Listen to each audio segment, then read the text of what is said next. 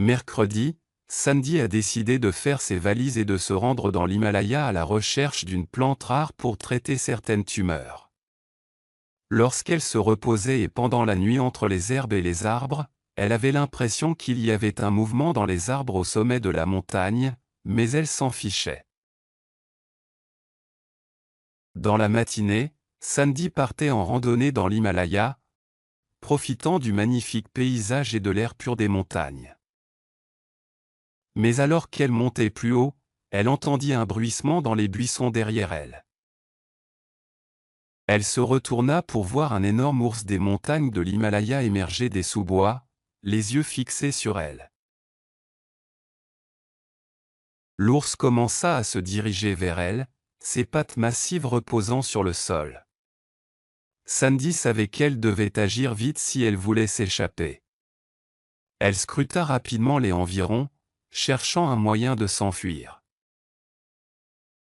À sa gauche, elle aperçut une falaise abrupte qui descendait dans une vallée en contrebas.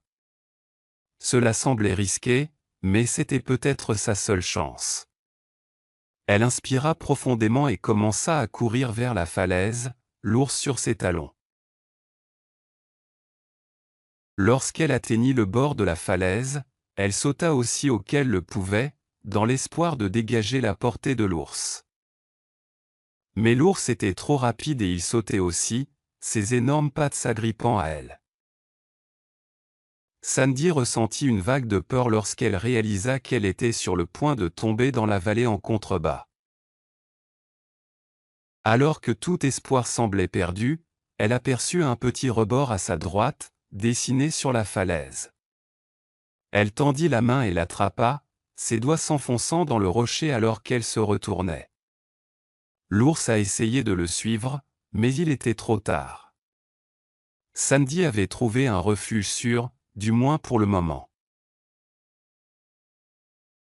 Elle resta là, reprenant son souffle et regardant l'ours en contrebas. Il grondait et grondait toujours, mais il ne pouvait pas l'atteindre.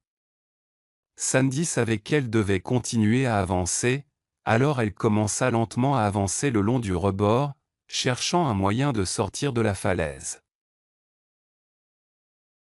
En marchant, elle remarqua une petite ouverture au loin. Elle accéléra le pas, son cœur battant à tout rompre. Elle se faufila par l'ouverture et se retrouva de l'autre côté de la falaise, saine et sauve. Sandy se retourna vers l'ours, qui rôdait toujours sur le rebord en contrebas.